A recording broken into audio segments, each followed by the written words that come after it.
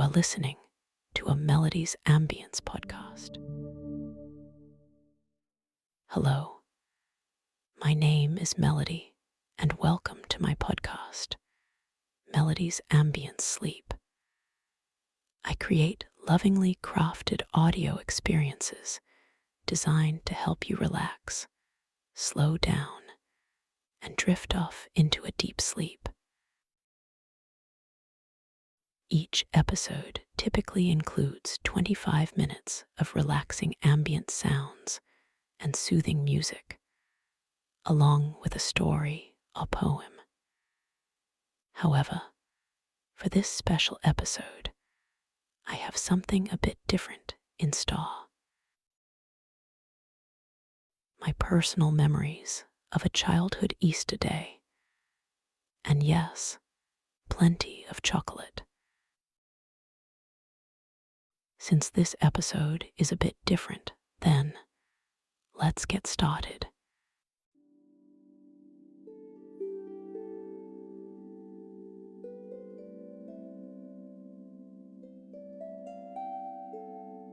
Easter memories.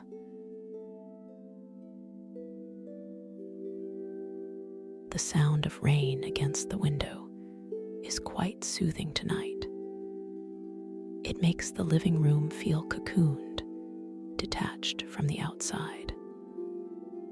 I'm just sitting here, watching the water track down the glass, and my thoughts keep drifting. It's that soft, heavy-lidded kind of remembering that comes when you're truly relaxed.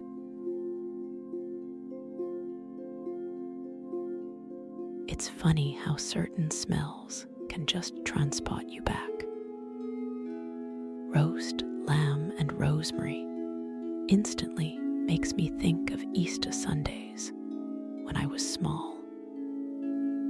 Those long, slow weekends that seem to stretch out forever in the way they only do when you're a child.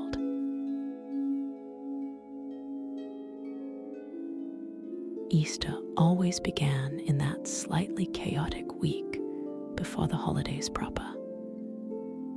I can still recall the specific, sweet scent of the art cupboard at school. We would get given those impossibly yellow, incredibly fluffy pipe cleaners. My task, taken very seriously, was to twist and coil them into shape.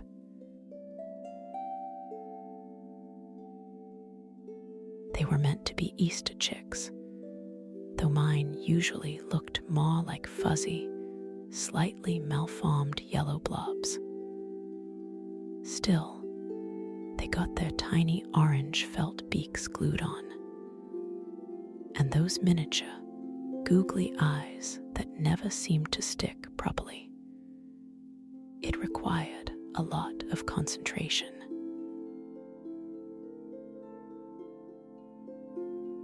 Then there was the Easter card for Mom.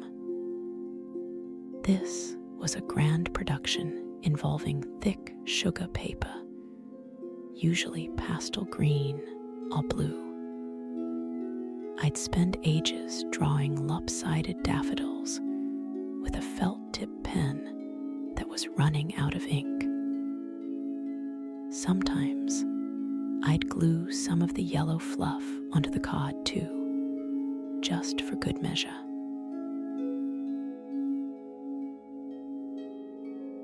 I was always so proud presenting that card. It would sit on the mantelpiece, usually slightly curled at the edges from the heat. Mom always made such a lovely fuss over it. I can almost feel the texture of that cheap paper under my fingers right now.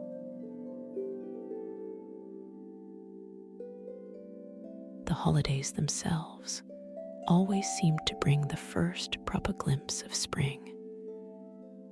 Our back garden wasn't huge, but it always had a patch of bright yellow daffodils. I remember how they'd nod and bob whenever the breeze picked up. They looked so cheerful, even when the sky was that stubborn, light grey colour so common in April.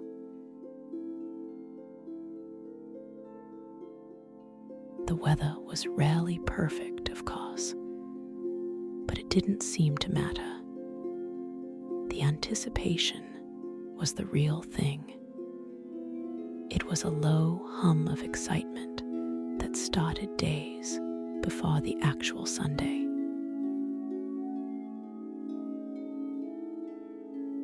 You see, the highlight was always the chocolate eggs. Obviously, the sheer suspense of it was almost better than the eating. I'd try and guess which ones I might get this year. A proper Cadbury's one, or maybe something different.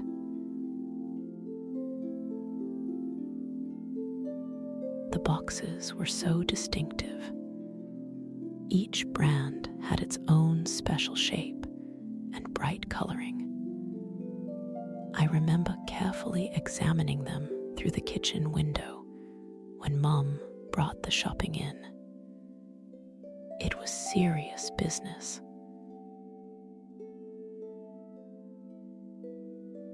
On Easter morning, the waking up was the best part.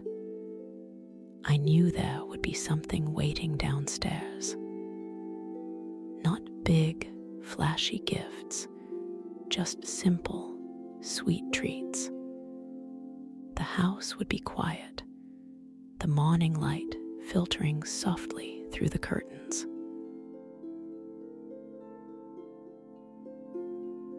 And there they would be, usually a couple of boxes sitting on the sideboard in the dining room.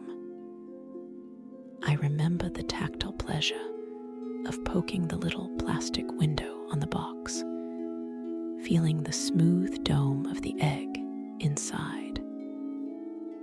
It was a thrill every single time.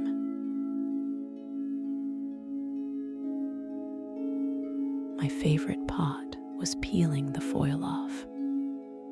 It required a delicate touch. You had to try and get it off in one piece, smoothing it out afterwards until it was a flat, shiny sheet of color, usually red or blue or gold. The chocolate smell that escaped was intoxicating.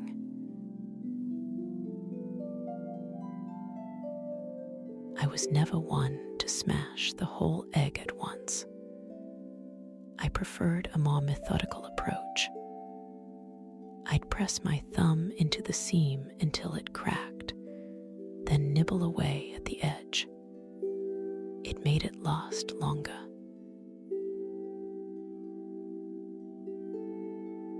The chocolate itself always tasted better on Easter Sunday.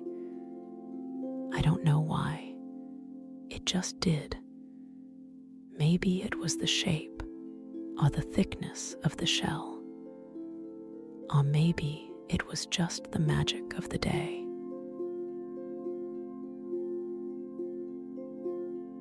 Later on, the smell of the house would change. The sweetness of the chocolate morning would fade into the savory warmth of afternoon cooking. The kitchen would get all steamy and cozy. This was the real signal that a proper family meal was coming.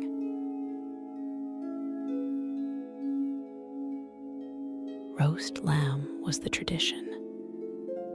I can still picture the joint in the oven, sputtering and sizzling.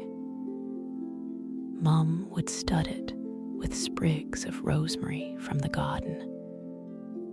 The scent was unbelievable.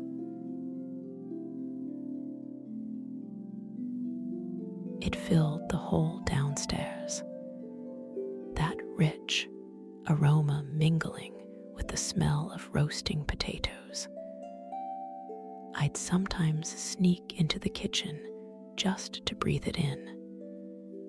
It was the smell of comfort and home.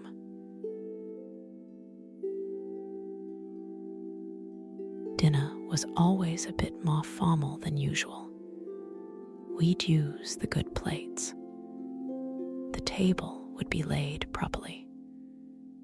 We would sit and eat, and I'd feel grown up, listening to the grown-ups' conversation while picking the best bits of crispy roast potatoes from my plate.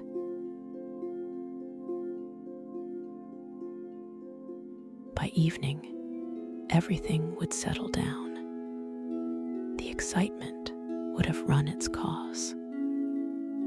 The kitchen would be tidied up, the smell of lamb replaced by the gentle scent of washing up liquid, and perhaps a brewing pot of tea.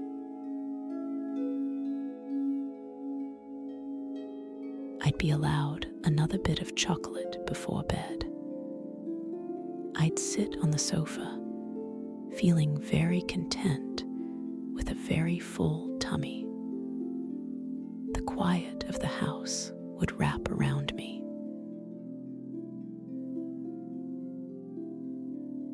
Thinking about it now, I can feel that same quiet contentment starting to drift over me.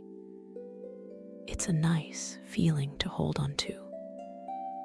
My eyes are getting heavier now, the rain outside just a gentle backdrop.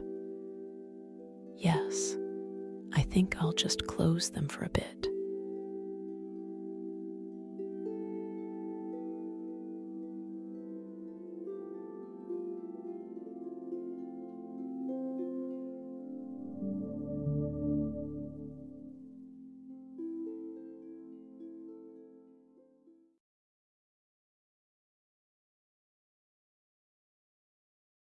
Dear listener,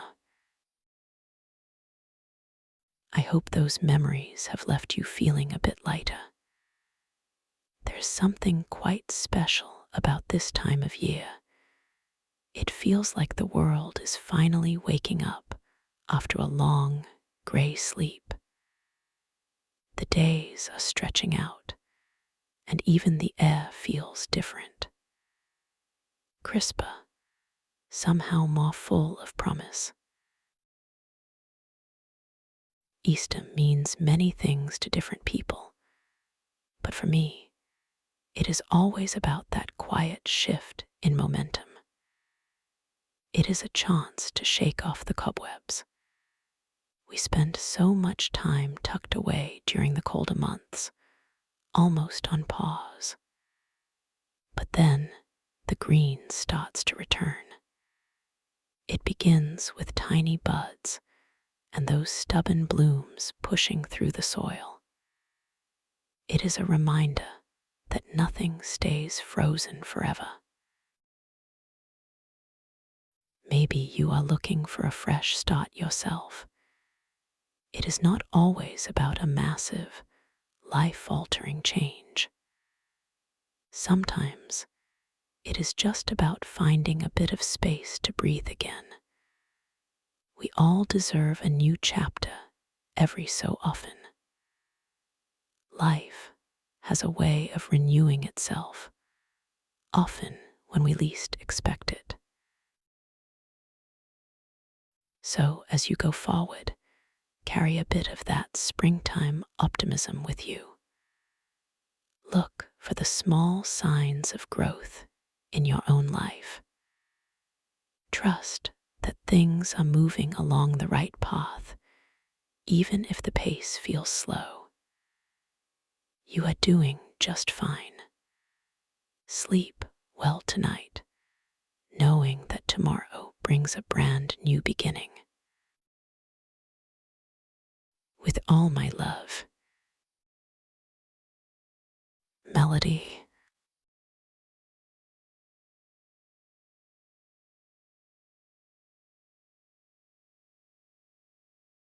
Thank you so much for listening. In the next episode, we will return to the usual ambience of calm and peace.